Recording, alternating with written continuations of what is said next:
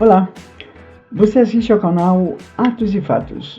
Analisamos aqui posturas e realidade, não pessoas, não individualidade. E caso você se interesse em nossas atribuições e objetivos, você vê nos créditos finais.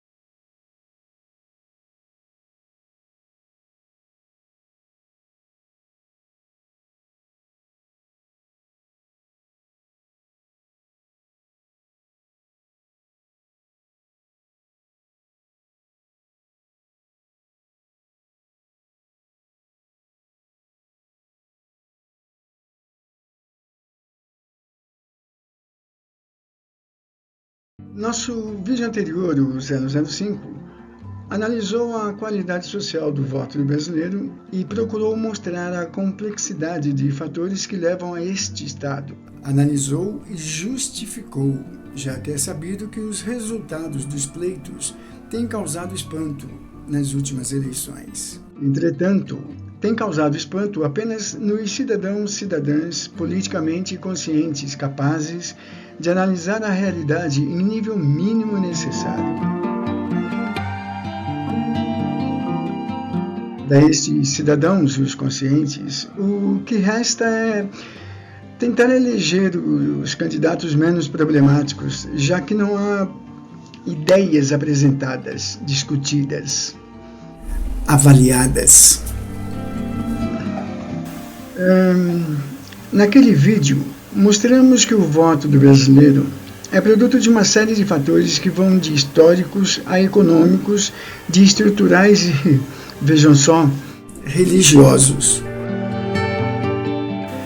Esses fatores são interligados por situações, por elos tão intrincados, tão ocultos da percepção do cidadão comum, que a tarefa de discuti-los é árdua, é intensa, é espinhosa e é preocupante. As dificuldades de se compreender aqueles elos criam um clima apropriado para discussões desumanas, debates vazios, separativismo social que apenas destrói o caráter que deveria ser fraternal. De alguma maneira, o processo virtual tem criado rebuliço, verdadeiro redemoinho no sentido das discussões, dos debates.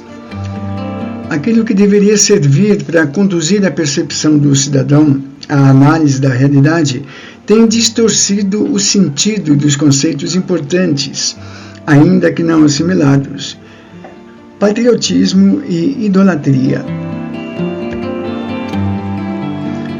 E, novamente, o caráter complexo dessa distorção é caminho apropriado para a confusão mental do cidadão comum.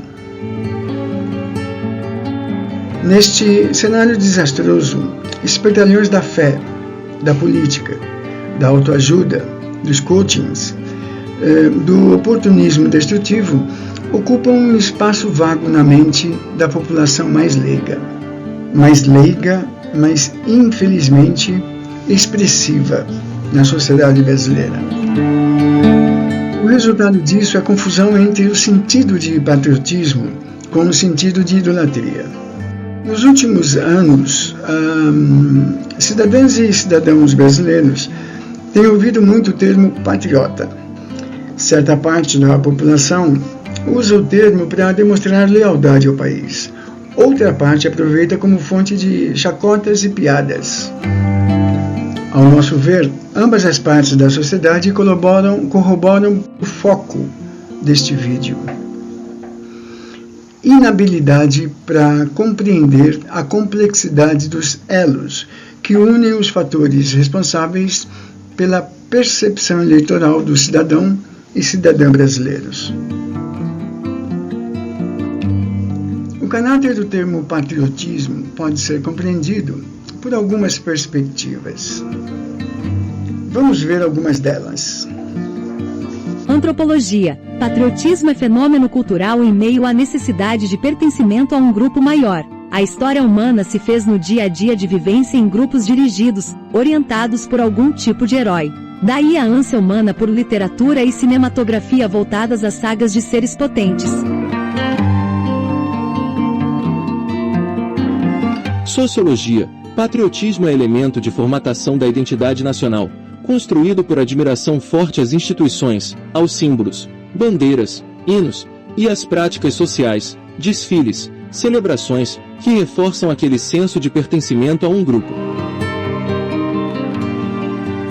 Psicologia. Patriotismo surge do desejo de se ter sensação de identidade e autoestima, reforçando o ego ao associar o indivíduo a um coletivo poderoso.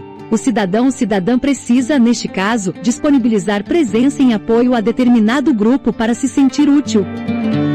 Filosofia. Patriotismo é percebido tanto pela moral, conforme Aristóteles, quanto pela ética e, neste sentido, pode ser virtude ou um vício, conforme Immanuel Kant. Na Grécia Antiga, o conceito de patriotismo estava intimamente ligado à polis, cidade-estado. Platão, Aristóteles etc. viam o patriotismo como uma virtude cívica essencial, o que significava participar ativamente na vida política em benefício do bem comum. Atualmente, patriotismo envolve sentimento de lealdade ao país, mas com crítica construtiva e compromisso com valores democráticos e os direitos humanos. Para muitos pensadores e autoridades importantes no universo da filosofia e demais estudiosos da área de humanas, patriotismo é geralmente extensão do caráter territorialista dos tempos das grandes conquistas imperiais. As grandes conquistas imperiais criaram forte senso de territorialismo e lealdade ao império, incentivado pelas elites governamentais para a manutenção da soberania e, especialmente, de seus bens. Aquela lealdade pode ter evoluído para o que hoje chamamos de patriotismo. Nós e alguns frequentadores deste canal, o Atos e Fatos, nos vídeo-reunimos ocasionalmente para discutir temas diversos e importantes. Recentemente, em certa interação com inscritos, travamos o seguinte diálogo que, aliás, originou esta série de vídeos. Alguns filósofos contemporâneos veem o patriotismo como um meio de promover a coesão social e a identidade nacional. Como você vê patriotismo no contexto atual? Percebo que há grande distorção na compreensão deste sentimento atualmente em função da postura das autoridades políticas no mundo todo. Ao meu ver, há enorme confusão entre patriotismo e idolatria, já que determinados nichos de admiradores, seguidores de políticos, de autoridades e de celebridades tendem a identificar a postura de seus líderes como se fosse a postura das sociedades em que vivem. Parece-me que tais admiradores deixaram despertar dentro de si o já ultrapassado estado de subserviência a reis e imperadores.